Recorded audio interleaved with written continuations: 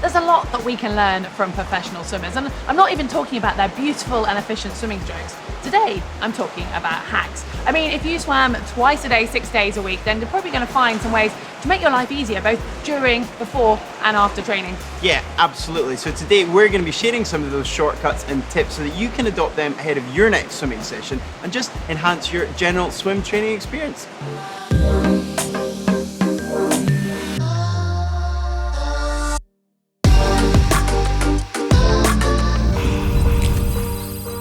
Now there are some specialist bits of equipment out there that you can use to increase your drag when swimming, such as swim parachutes or bungee cords and the like. And the theory behind that is that the drag makes it harder to swim, so that when you pop them off, swimming feels that much easier. But you don't need to splash out on all these fancy bits of equipment. You can just use your own, such as say a pair of running shorts. They can just go on over the top of your swim kit. But do make sure you use one with, well, say a draw cord, because you can very quickly have them around your ankles when you push off from the wall. You can also put on an old pair of running tights over your swim cozy as well.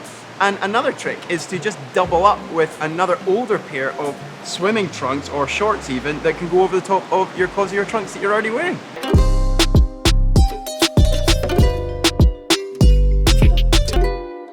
Okay, this one could be a little bit cheeky, but it's rather frustrating if you've got a key swim session planned, you come down to your local swim fit, and the fast lane is full of slow breaststrokers. So if you've got a group of you, say 3 or more, that's quite a good way to make sure that the lane then flows at the speed that maybe is appropriate to the lane you're in. And if people aren't getting the hint when there's quite a few of you doing a session, then maybe even add in a few sprints or some butterfly, and hopefully the slower swimmers will realise which the appropriate lane is.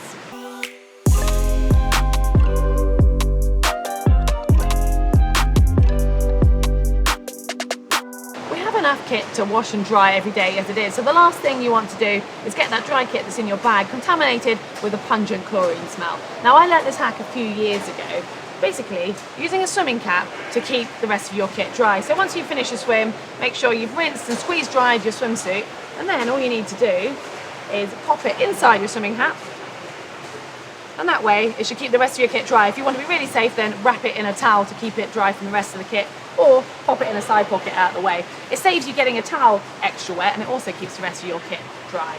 But if you don't have a swimming hat, I'm aware some people don't swim with caps, then you could use a specific dry bag or even a plastic bag, put it in there, and then you can easily pop it inside your bag, and the rest of your kit is fine. Now then, goggles when they're brand new do come with a nice anti-fog solution built into them, but after a while this soon disappears and you are left with some foggy goggles.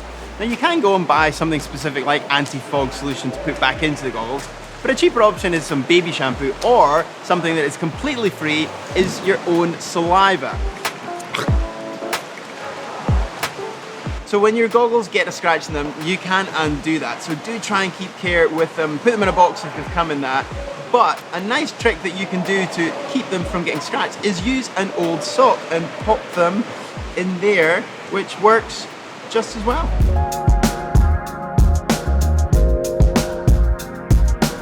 Swimming pool floors aren't necessarily the cleanest of places, and they can be pretty slippery as well. So flip-flops are great for protecting your feet as well as reducing your chance of falling over. And if you are swimming in an outdoor pool and the ground temperature is really cold, then flip-flops will at least help keep your feet a bit warm.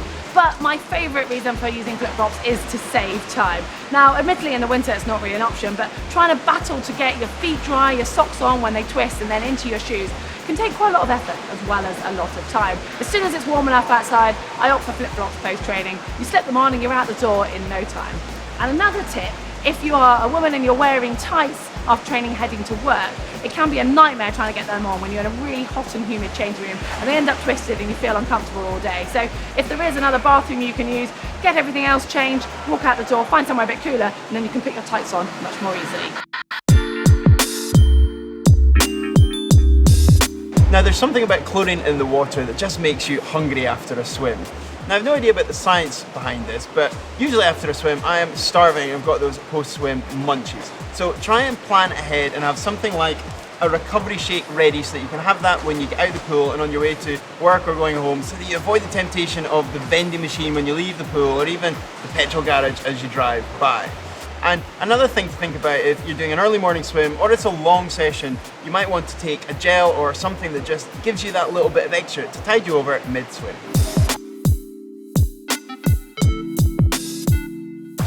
Post-swimming hair is not necessarily the best look, and if you don't have time to wash, brush and blow dry your hair before leaving, you can quite often end up walking out of the pool looking like a drowned rat that's been through a hedge backwards. But I have learned some tricks over the years. Well, a cap hides a multitude of sins. So if you ever wonder why I'm wearing a GTN cap in so many videos, well, that's the reason. If, however, it's in the winter, you need to make sure you keep your head warm, especially if your hair's wet, because you'll lose a lot of heat through that. So a beanie is a great idea. Also, if you're going training early morning, I find a beanie just helps getting out of a warm bed and makes it a little bit easier. If you've picked up any hacks from swimming in a swimming pool that we haven't included today, then please let us know. Equally, if you've tried any of these, let us know how you got on in the comments section below. And hopefully you have enjoyed our video today about hacks, so please give it a thumb up, like button, find the globe on screen and click that to make sure you get all the other videos on our channel. And if you want to see a video that we did about how to swim with paddles, well, you can find that here. And if you want to know more about how to prevent foggy goggles, we've done a whole video on it and you can find that just here.